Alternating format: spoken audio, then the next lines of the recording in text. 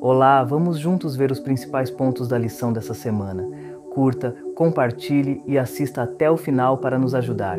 Na última lição, vimos que a missão começou por iniciativa do próprio Deus, quando Ele trouxe o universo à existência e mais tarde criou a humanidade. Deus tinha uma missão de salvação que tinha sido concebida antes da fundação do mundo e, por conta do pecado, teria de ser implementada. O tema do Deus de missão percorre toda a Bíblia. É o fio condutor da história humana e demonstra o propósito de Deus para a sua criação. Além disso, consolida a revelação divina com um foco: a restauração da imagem de Deus em seus filhos caídos. Quando lemos a Bíblia, podemos identificar um Deus que nos busca intencionalmente. Jesus havia recebido a missão do Pai, mesmo antes da criação do mundo. A carta aos Efésios, capítulo 1, verso 4, diz: como também nos elegeu nele antes da fundação do mundo, para que fôssemos santos e irrepreensíveis diante dele em amor. Deus planejou buscar a humanidade mesmo antes de lançar as bases do nosso planeta e intencionalmente entrou na história para cumprir esse propósito. Outro ponto importante que podemos perceber é a centralidade do Deus triuno para a sua missão. No Evangelho de João, capítulo 20, verso 21 a 22, lemos o seguinte: disse-lhes, pois, Jesus outra vez: paz seja convosco. Assim como o Pai me enviou, também eu vos envio a vós. E, havendo dito isso, assoprou sobre eles e disse-lhes: recebei o Espírito Santo. Podemos ver que as três pessoas da Trindade estão focadas na missão de redimir a humanidade. O Pai enviou o Filho dá o Espírito Santo e envia os discípulos para a missão. A missão, caros amigos, não é nossa, pertence ao Deus triuno. Como tal, não falhará. Cristo envia os discípulos com o poder do Espírito, mas qual seria o foco dessa missão? Quando lemos Mateus capítulo 28, verso 19, temos a resposta para essa pergunta. Portanto, ide, ensinai todas as nações, batizando-as em nome do Pai e do Filho e do Espírito Santo. O ensino dos discípulos é baseado no discipulado. Os seguidores de Cristo cumprem a missão fazendo novos discípulos.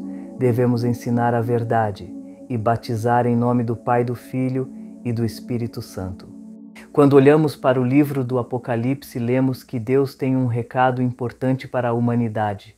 No capítulo 14, versos 6 e 7 diz: e vi outro anjo voar pelo meio do céu, e tinha o Evangelho eterno para o proclamar aos que habitam sobre a terra, e a toda nação, e tribo, e língua, e povo, dizendo com grande voz: temei a Deus e dai-lhe glória, porque vinda é a hora do seu juízo, e adorai aquele que fez o céu, e a terra, e o mar, e as fontes das águas.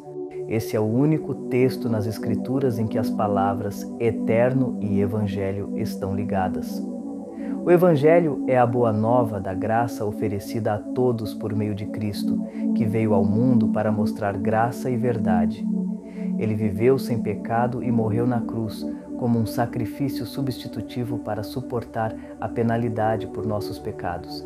Ele ressuscitou, retornou ao céu, foi exaltado pelo Pai e hoje intercede por nós no santuário celestial. Em breve cumprirá sua maior promessa, retornar em majestade e glória e, finalmente, após o milênio, estabelecer o reino de Deus na terra.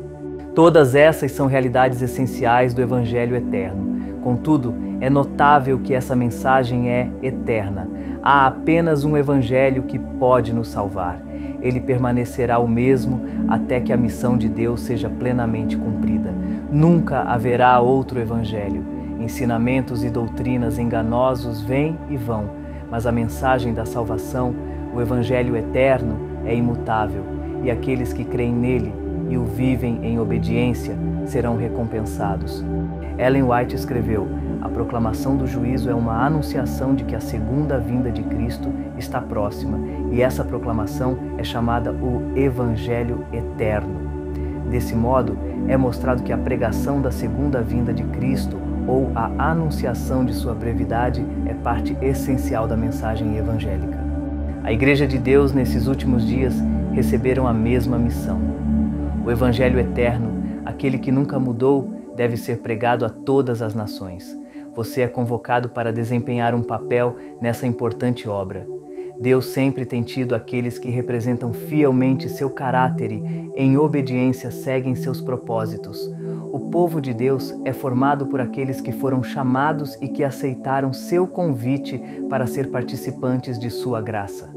Todos eles foram e continuam a ser instrumentos de Deus para o cumprimento de sua missão. Em Gênesis capítulo 12, versos 1 a 3, vemos o propósito de Deus para seu povo. O texto diz: Ora, o Senhor disse a Abrão: Sai-te da tua terra e da tua parentela e da casa de teu pai para a terra que eu te mostrarei. E far-te-ei uma grande nação, e abençoar-te-ei, e engrandecerei o teu nome, e tu serás uma bênção. E abençoarei os que te abençoarem, e amaldiçoarei os que te amaldiçoarem, e em ti serão benditas todas as famílias da terra. A aliança de Deus com Abraão e seus descendentes tinha um propósito específico. Eles foram criados, chamados e comissionados para ser agentes da missão divina, canal de bênçãos para as nações. No entanto, foram escolhidos dentro de um relacionamento de aliança com Deus, com base em uma condicionalidade implícita de fé e obediência. Esse processo, o de atrair as nações vizinhas para Israel, era a estratégia missionária de Deus no Antigo Testamento. Por sua vez, no Novo Testamento, a missão de Deus continuou. O Salvador ressuscitado lançou então uma estratégia missionária renovada na qual os discípulos, que compõem a Igreja, saem em missão pelo mundo, em vez de, como no antigo Israel, o mundo vir a eles. A missão não se originou com a Igreja, mas a Igreja existe porque Deus ainda tem uma missão a ser cumprida e a está usando para fazer isso. A missão da Igreja é a mesma daquele que chamou a Igreja à existência. O Filho do Homem veio buscar e salvar o perdido. Lucas 19, verso 10. Embora nenhum de nós possa salvar alguém, podemos e devemos indicar às pessoas o único que pode salvar, e esse é Jesus Cristo. Quando Jesus disse: serão minhas testemunhas, Atos 1, verso 8, ele quis destacar 3 áreas geográficas diferentes. A área 1, serão minhas testemunhas, tanto em Jerusalém. Naquela época, seus discípulos estavam próximos a Jerusalém. Jesus quis dizer: comece a compartilhar sua experiência com Deus com as pessoas que estão perto. A missão começa com a família, vizinhos e amigos. Esse é o lugar principal da missão. A área 1, serão minhas testemunhas, tanto em Jerusalém. Naquela época, seus discípulos estavam próximos a Jerusalém. Jesus quis dizer: comece a compartilhar sua experiência com Deus com as pessoas que estão perto. A missão começa com a família, vizinhos e amigos. Esse é o lugar principal da missão. Área 3. Além disso, Cristo disse: e até os confins da terra. A missão de Deus nos chama a alcançar indivíduos de todos os lugares, nações, grupos de pessoas, línguas e etnias. Esse é o nosso último lugar da missão. Finalmente, irmãos, Ellen White escreveu: as palavras do Salvador, vocês são a luz do mundo, indicam o fato de que ele confiou aos seus seguidores uma missão mundial. Como os raios do sol penetram até os mais afastados recantos do globo, assim Deus determina que a luz do Evangelho se estenda a todos sobre a terra.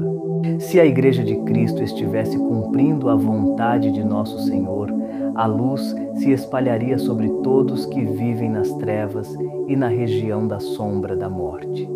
Em vez de se ajuntarem e se eximirem das responsabilidades e de levar a cruz, os membros da Igreja se espalhariam por todas as terras, irradiando a luz de Cristo, trabalhando como Jesus pela salvação das pessoas, e este Evangelho do Reino seria velozmente levado a todo o mundo,